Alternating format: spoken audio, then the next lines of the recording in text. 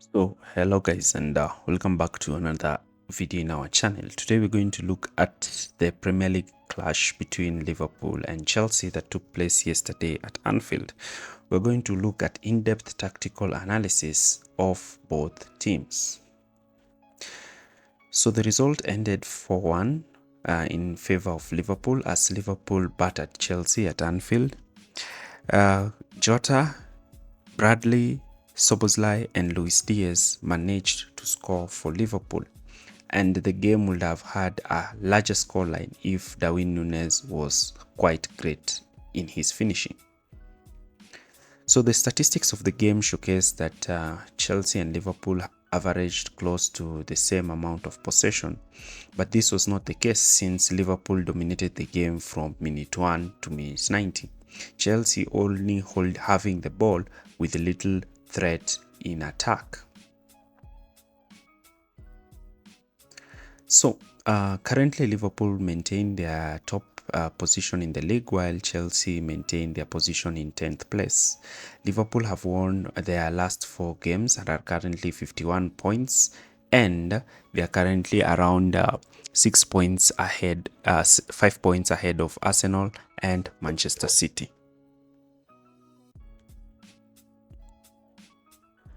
So we're going to try to understand what Jurgen Klopp did, and before you even understand what Klopp did, we need to look at the lineup that Klopp picked, because the lineup that Klopp picked is what informed the results that Liverpool managed to get in this game. So Klopp lined up in his usual 4-3-3 formation with Bradley and Gomez starting in the fullbacks position. Szoboszlai came back in to play in midfield alongside Curtis Jones and Alex McAllister, while the front three remained of Jota, Núñez and Luis Diaz. Chelsea Klopp did not manage to start Trent and Andrew Robertson, and as well Mo Salah is still out injured. On the other hand, Mauricio Pochettino picked up the lineup that he picked up in his previous game, though I did not believe that this was the best lineup that Chelsea should have taken.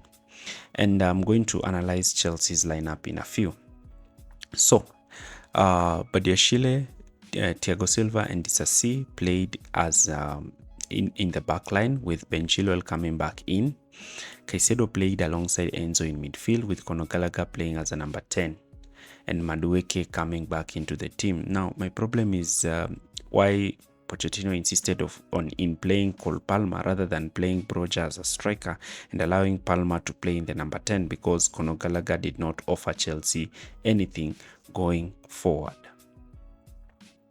So before we even begin our analysis, do not forget to like, share and subscribe to our channel for more videos like this. So the first item that we're going to look at is Liverpool. We are going to try to analyze Liverpool, try to see what Liverpool have to offer and what makes Liverpool so special. So Liverpool initially were building from the back, and this involved Alisson stepping forward while Virgil and Konate spread quite wide. Their fullbacks will start wide while their front three would try to play on the shoulder of Chelsea's defense. Here you can see the high position of Alisson, almost playing as a third centre back in the Liverpool system. So because Alisson was spreading quite wide, Chelsea did not apply pressure as needed. While the front three were playing on the shoulder of the last defender, Chelsea played with a high block with applying zero to no pressure to Liverpool, and therefore Liverpool centre-backs had time and space on the ball to attempt to play these long balls behind Chelsea's defense line. And this is the problem. When a team is trying to press high up the pitch, they need to constantly put the center backs under pressure. Holding this high line and not putting the front three under pressure is what led to Chelsea getting destroyed by Liverpool, because you're allowing a center back like Virgil van Dijk time and space on the ball to pick runners in the wide areas as well as runners in behind the line. And this is what made Chelsea suffer from Liverpool. So Núñez will receive the ball and athletically beat Thiago Silva. But Nunes was more of a carpenter in this game. He will just hit the woodwork all the time that he had a chance to put Liverpool ahead. Now, here is where we saw a dynamic change. In the first half, Liverpool's front three and midfield moved in a quite systematic manner. So the fullbacks were quite integral because of Jota's narrow position in the right half space. This opened up a lot of space in the right wing where Bradley would push forward and play as an overlapping fullback. Here you can see the inside position of Diego Jota that is forcing Ben Chilwell to play quite narrow, opening acres of space for Bradley. On the left hand side, Curtis Jones will be the ones to occupy that position, and since Chelsea were just pressing with one player, Liverpool would afford to have two centre backs, and Gomez would invert in midfield to outnumber Conor Gallagher, who tried to man-mark Alex McAllister. So it is so important to understand that the roles of Liverpool's fullbacks was quite important, and if Chelsea decided to press the two centre-backs, then Alisson would not be afraid to step out from his goal line to come and act as a third centre-back to allow Liverpool to have numerical advantages in midfield. So in these kinds of positions, what we will see Liverpool do, especially down the left, is that Luis Diaz will be the one who will play quite deeper, drawing in Axel Disasi to try and press him, and this will make Chelsea's defense to shift towards Liverpool's side. From this clip, you can see the position that Luis Diaz is taking to pull out Chelsea out of position. So when Diaz receives the ball in this position, he drags the entire Chelsea's backline to this side. And this was creating a lot of problems, since when the ball will be played to Virgil van Dijk will identify the overload on Chelsea's left-hand side, where he will attempt to play a crossfield pass to Bradley. And Bradley in this position will be in a 2v1 situation with Ben Chilwell, while Jota will be looking to receive the ball if Dominic Szoboszlai would play him. And this is what resulted in Liverpool's first goal, where Jota receives the ball in the right half space and drives forward to score the goal.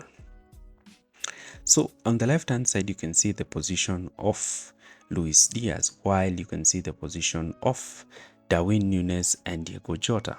You can see that Jota is occupying that left right half space position, and a slight ball to be slipped through him, he will be making runs directly into the Chelsea's goal.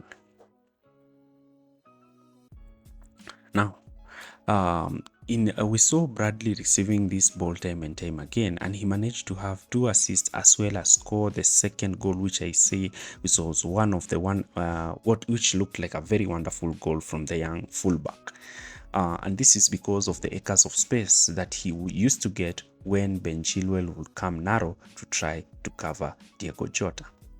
So Liverpool's box midfield created by Gomez inverting will always outnumber Chelsea's midfield, with Liverpool's midfield looking to play through Chelsea's midfield, and this will see Liverpool have as many as 6 players in attack.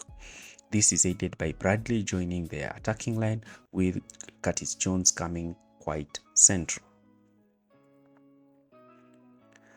So our next setup that we're going to try to look at is what did Chelsea do in attack. We're going to look at Chelsea's tactical problems in this game, and we're going to see how they were not able to capitalize on this. So Chelsea will try to build from the back by spreading their 2 center backs out wide. Now, this would be Liverpool would press Chelsea aggressively by having Jota and Núñez go man-to-man with the centre-backs, while the midfield will go man-to-man.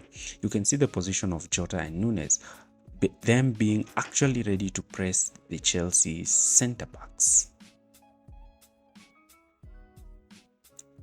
Now, Liverpool's backline will shift into a back 3, with Klopp trusting his defenders to go 1v1 with Chelsea's front line.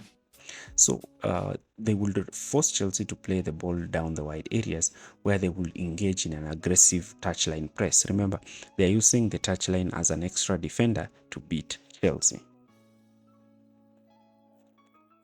So in a majority of the times, Liverpool would win the ball in Chelsea's half and immediately launch quick, dynamic counter-attacks. That's why Chelsea in the first 30 to 45 minutes of the game could not even leave their own defensive third, as Liverpool's aggressive press would immediately. And even when Chelsea decided to go long, Liverpool's centre-backs will actually win the ball off Chelsea's front line. And this explains another problem, that Chelsea lacked a focal point up front, and trying to rely on Palmer was counterproductive.